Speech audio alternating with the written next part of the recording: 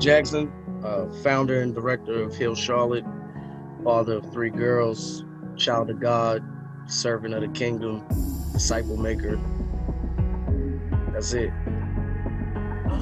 Yeah, Hill Charlotte derived 2016 out of the Keith Lamont Scott protests. I was just out there running my mouth, speaking very passionately about what happened with the brother Keith Lamont Scott, what I thought was wrong, what I thought needed to happen, what I thought needed to change as far as community relations inside of the police department.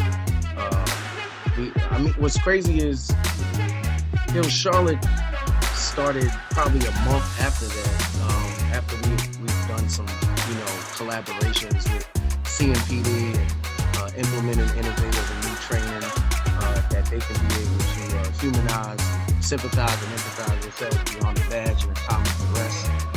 And we trained 77 officers, and 25 of them are right now on a team that's called the Constructive Conversational Team. They come out when we have, matter of fact, for some of the protests with George Floyd, that team did come out and was able to conversate with some of the people in the community and be able to pass out their business cards. The goal was I didn't want anyone from my community, especially in a time of passion and anger and frustration and disappointment, to be viewed as a criminal, anything but a concerned citizen. That was my messaging to the police department, that these are concerned citizens that come out when something is going on, and their name shouldn't be ran for a warrant, tickets, or anything like that.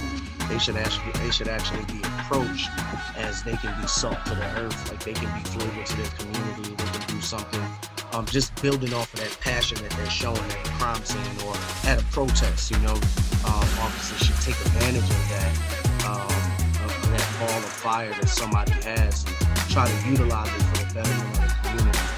And that's what we wanted to do. And at that time, we were the Charlotte Community Coalition. It was me and a group of brothers that met down protesting, and we got challenged to get the work. Honestly, we got challenged to get the work.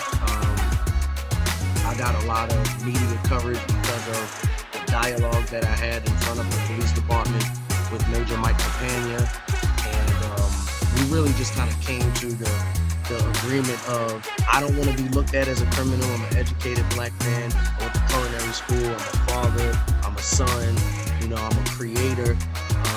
Part of this artistic world in Charlotte. I'm an entrepreneur. I'm a lot other things than what the immediate perception is by the police department, especially when there's passion involved, right? And he looked at me and he said, man, I don't want to be looked at as every other cop in America that's shooting somebody. Like, that's not me. I'm not that type of guy. I don't want to be looked at that. And then I think in that moment, we just had this epiphany of, well, I'm perceiving you wrong, you're perceiving me wrong. Let's get to the table and see, what can happen. And we challenge each other to get to work. And I met our now sheriff, Gary McFadden. He was a retired detective at the time. And me and him argued for like 3-4 hours, during protesting. And that was the night Justin Carr died. We was in front of the department, rest in peace to Justin Carr. And a lot of the protesters in that crowd, they left the police department and went towards the epicenter. And as I was arguing with McFadden, we heard the gunshot, and I think in that moment there was some peace that happened, and we all came to it like, yo, this is not why we were out here. We just lost somebody else, and this is not progression. This is not, we came out here to elevate, to make something positive happen, and that's not what happened, and that's not what transpired. So I think we all walked away thinking, all right, we need to do something. I was all over the news, and to be honest, I was rapping, and I was in a culinary. I was a sous chef at the University Hilton. So I wasn't doing community work. I had no reason to be on the news. I had no reason to be out there like I've been doing some type of community work all my life, and I've been struggling and I'm tired and I've been, I wasn't doing anything. So that's what really kind of pushed me to make sure that I was going to be consistent and persistent in doing this work inside the community and being a conduit and a servant, being to the fact that I got so much spotlight and highlight on the news, and my history and track record and resume didn't equal up to the spotlight that I was getting. So I vowed to myself that there were people before me that have taken this way serious than I have, and have put their lives on the line for us to have the freedoms and the rights that we do have at this moment in America. And I thought I would be very remiss if I didn't, live up to the type of spotlight that I was getting. So we got started with Hill Charlotte immediately. I was in Chief Putney office in like 3 weeks. I'm from New York. This is my 10th year here. In New York, you would never be in the chief of police's office because of a protest that you were going to. You might, get like a detective or something, maybe. I doubt it, but you are not going to be in the commissioner's office. That's not going to happen. And I wanted to take advantage of that opportunity also. So God was leaving little breadcrumbs everywhere, and I just started picking up breadcrumbs. And we did an event called Hill Charlotte, a night of hip hop, where I was, me and my friend Antoine Smith, who helped me find Hill Charlotte. We just did an event for one of my friends that lost her son in 2017, and we just wanted to do something for her. I think it was late 2016, but we wanted to do something for her and raise some money. And I got all my friends that I rapped with, and said, yo, let's do like a open mic type concert, raise some funds, help her out with rent or funeral costs, whatever it is. And that logo that is for Hill Charlotte, that logo was made for that event. And people just started asking, yo, what is that? What is the logo? We love the logo. And from there, it just turned into a lifestyle. The logo turned into a 501c3, and we was off to the races,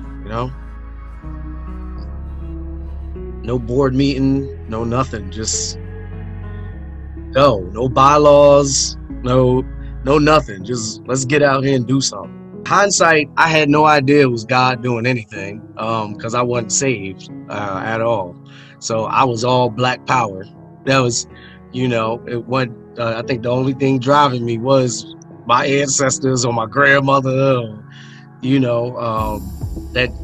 doing us starting a youth development program in my neighborhood. I'm place-based in Orchard Trace, where I live at. I still live here, and I just seen a bunch of kids running around with no guidance. Figured, hey, let me help these kids. A lot of the Hill Charlotte stuff is, in hindsight, just God doing what God is doing, and a lot of things parted like the Red Sea for us. So we didn't have to. It looked like a lot of hard work, but it wasn't a lot of hard work. It was a lot of people walking into their purposes and doing what they were meant to do. And my property manager at the time just let us use the leasing office, and for free. That happened, and kids were just fiending for mentorship, and we had a free program. So it was really on the kids to come. They came. My job gave me $1,500 to separate, because I wasn't writing recipes no more. I was writing programs for kids and for cops, and they were recognizing something else was happening. And so all of that stuff, was just coming in together. And at that time, it was really, in hindsight, I know everything looked hard, but it was so easy. And when God is kind of parting the Red Sea for something to happen, you just gotta kind of jump off the porch and walk through the Red Sea. I would have been absolutely crazy not to pick up those breadcrumbs. And I was at a point in my life where I was tired of doing stuff my way. So this is my personal ministry. Honestly, this is my personal ministry that turned into a 501c3. But this is absolutely what I was created for. I'm literally in my purpose. I get to have church every day. So this is definitely something different for me. I have a lot of people that are involved in Hill Charlotte, but this is my personal ministry. I get to disciple a lot of families and kids, and get to open them up to what the Lord has showed me in the last 4.5 years. I got baptized almost 3 years ago. So that was a lot of transformation and transitions started to happen from me serving on a consistent basis. And my pastor kind of convinced me I was doing ministry. I didn't know I was doing ministry. I was just serving. And we met on Fox. Shout out to Pastor Theo Schaefer, First Lady Patrice, and Grace Church Charlotte. We met on Fox. He was doing a youth development program, and I was trying to do a youth development program. And when he came to visit, after we left Fox, he was like, "Boy, you crazy? You doing ministry? You have no idea God using you to do this and do that." He was a pastor that was and still is, but that was active in the community, which was something that was rare for me to have a pastor that was just so active. And I think that's what kind of deterred me from the church. My mom is a praying mom. She done got me out a lot of stuff. I've done a year in Rikers, and I'm from the other side of the tracks. I've made so many mistakes as far as just being on the other side of the tracks. And my mom was a praying mom, so I've always been around the church, but never was actually fully merged into the word or the church.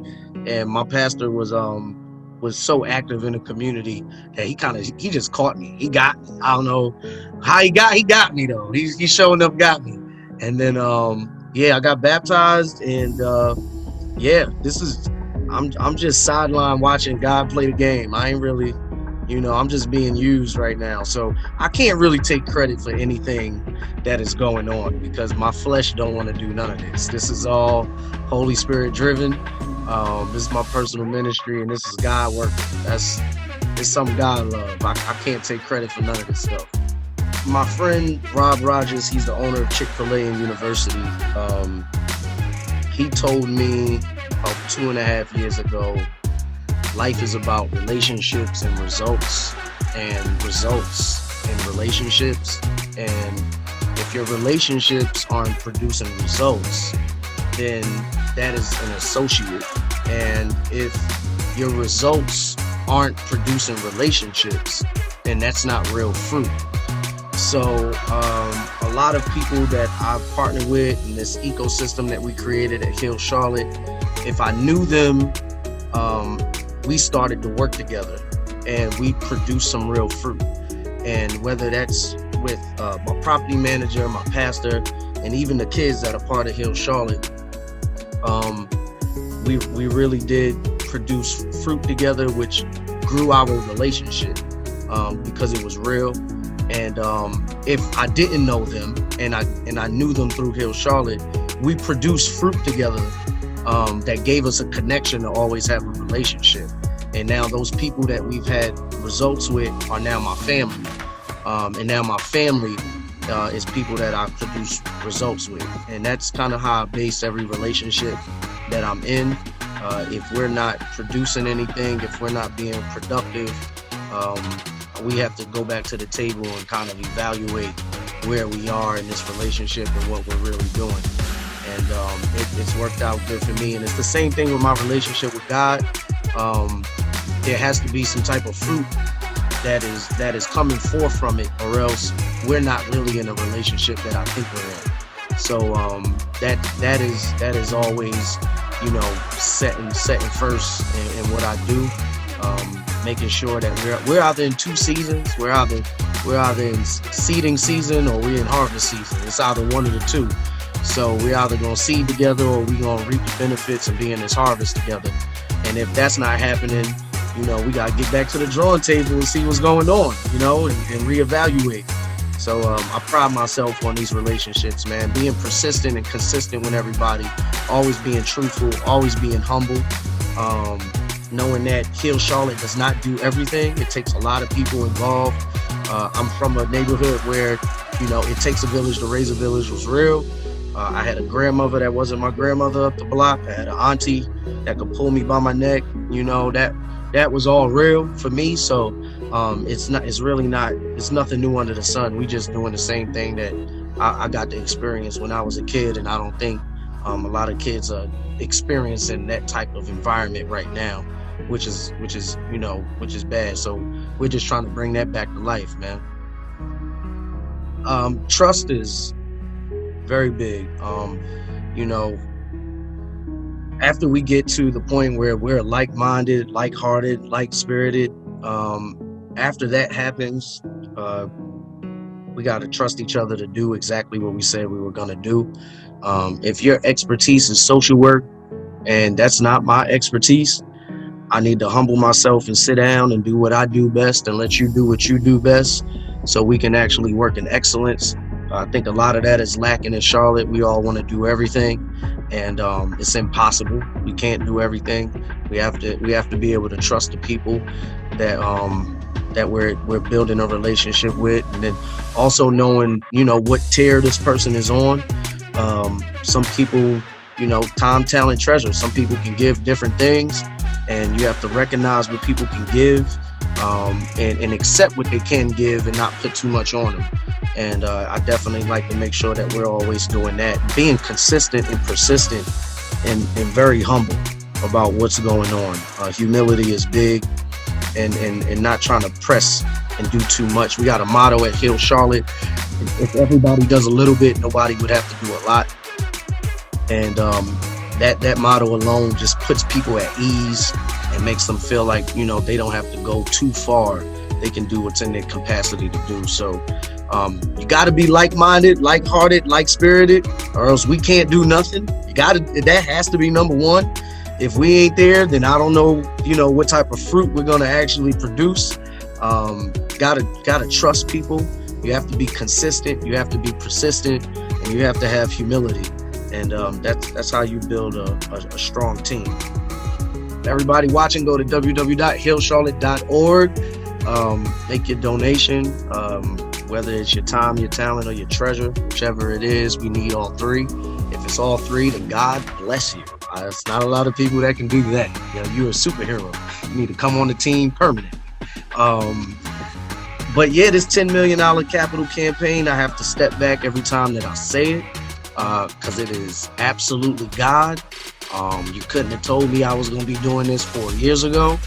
I got woke up 2 a.m. every day for about a month in my prayer closet about this one, probably challenging myself, thinking that this is absolutely asinine and crazy that I'm doing this. But I am in the middle of a neighborhood in 85 and Sugar Creek that needs a revival, that needs hope, and that needs a leader. Not that we don't have leaders, but just needs someone to push the envelope and push the needle and speak boldly and continue to cause disturbances around here, because it's always business as usual. And this $10 million capital campaign started with me dropping off one of my kids that's in my program at a hotel. I have students in my program that live inside of one of those hotels on 85 and Sugar Creek. The children are always a big nucleus of everything that we do and every program that spirals out. And as we made such of a transformation and a revitalization that happened in Orchard Trace, where we had a 17% crime decrease from 2017 to 2019. Thank you. That's a lot of children's GPAs went up, and the attendance was better, and we were helping families that were connected to the youth development program with financial assistance, rental assistance.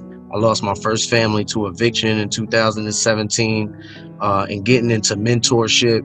You never think you're going to lose a child because of stuff like that.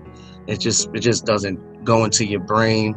And so we've been able to also stop 20 evictions and 4 padlocks and 6 writs. It's been amazing what we've been able to do in these last 2 years. And as we started to grow here, we wanted to expand it down to 85 and Sugar Creek, down Reagan Drive. And as we started to do that, the disparities just changed. Youth development was part of what needed to happen, but also the criminal behavior and business acumen and also the human trafficking that was happening on 85 and Sugar Creek caused for us to reach out to different organizations to pull into Hill Charlotte, and for us to kind of partner with more organizations that did stuff that we didn't do. And as we started to get to 85 and Sugar Creek, we seen, the business and the integrity of these motels that were over there. And there was a lot of motels that were profiting off of criminal behavior and prostitution. Some had human trafficking rings inside of them. Us as a state of North Carolina, we're in the top 10 for human trafficking. 85 and Sugar Creek is the #1 hotspot for human trafficking in Mecklenburg County. It's been going up and down with the Cats bus station downtown. They'll switch from first and second. And then also the #2 hotspot, sometimes #3 was actually Concord Mills, that exit near the mall. And just seeing that, we wanted to change that dynamic right there. I told Governor Cooper I worked very hard to do a lot of stuff on 85 and Sugar Creek and change that. And we wanted to also get into ownership. One of my donors, shout out to Mr. Otis Crowder from Crowder's Construction. He told me one day, he said, "Greg, don't you think it would be cheaper to own condos where you're at, instead of paying people's rent? So we can control the rent, control the price point." And me being a black man in America, there's certain things that that you just don't see, or you don't hear, or you don't know to do until somebody from another complexion, another culture kind of tells you the loophole. And he told me that, and it got my wheels turning. And I'm saying, "Mr. Otis, you are absolutely right. It would be very much cheaper to own that." And we tried to do that, but it just didn't work out to where it would be sustainable for us to do it. And I'm driving up Reagan Drive one day, and I swear God was like, "Buy the hotel." And me driving, I was like, "You're crazy. I don't have money to buy a hotel. This is not happening." I felt a little bit of that Moses type deal when he had to do the 10 Commandments. I was like, "Yo, but I stutter. Like, hold on. What you talking about? I can't do this." Like, "Nah, bruh. You tripping." And he banged me in my head for like a month. He was just waking me up, giving me visions, showing me what it would look like and what we could do if we just did it and didn't talk about it. And I ran my mouth for like a year and a half of, we need to take it, because the housing crisis was so big. The affordable housing crisis was so big in Charlotte, and everybody was talking about that, the $50 million in the housing trust that we got. And I seen all of this ground up construction coming everywhere. And I'm like, why don't we utilize these buildings that we already have to do real, true affordable housing for families that are in that 40% AMI, those families that are in 120 percentile of poverty guidelines. This is 4 years of me learning stuff. I wouldn't say this stuff. This is, look at God. So learning all of this stuff, I'm like, why don't we have housing that's really for the families that need it? Like, people were putting up like ground up construction in apartment complexes where it's 100 units and 5 units are going to people that are in a 40% AMI. That means you're making like $40,000. You got 4 people in your household. Like, this is absolutely crazy that we're doing that with this money, and we have so much money. I just started teaming up with people that started believing in the vision, who were like-minded, like-hearted, like-spirited, really wanted to see a revival. We say revitalization, but all my God-fearing people know, like, when you say revival, it's something different. So I was running around saying revival for a long time, and people were looking at me like, what is that? So we started saying revitalize this area. We want to revitalize this area. We want to buy a hotel and renovate it and use it as a Hill Charlotte campus to not only provide services when we want to, but also have a revenue stream as a nonprofit organization where we can sustain ourselves. Black ownership.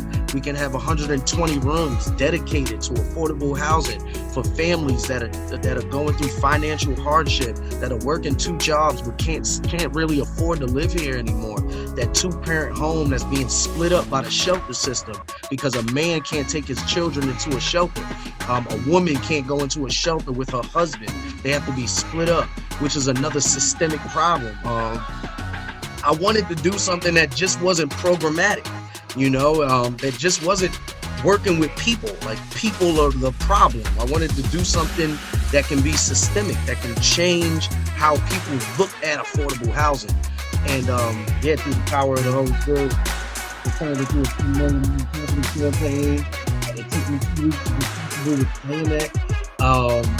And I started to realize I had a lot more people in my corner that wanted to actually invest. And this is an investment for people that want to invest in it. There is a return on your dollar.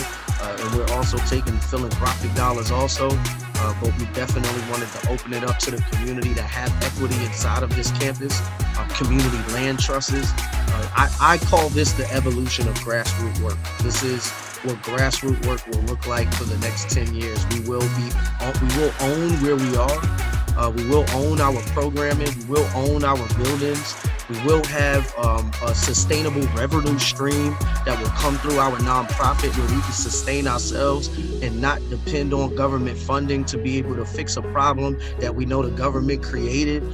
There's a lot of stuff that is all involved inside of this campus. Housing, co-working spaces for social entrepreneurs, people like yourself that need to do podcasts or have innovative think tanks, and then also a cafe where people can have food and fellowship and grow with each other and love on each other, a soccer field, a basketball court, a learning center, all of these things that a community needs to thrive. And it's not rocket science. This is stuff that we all know that we need inside of the community.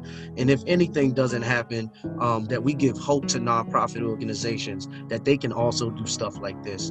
There's a lot of money out here, and we can all do capital campaigns. We can all raise this type of funds, and we can all have ownership inside of our community. We just want to be able to at least empower people to feel like they can do so.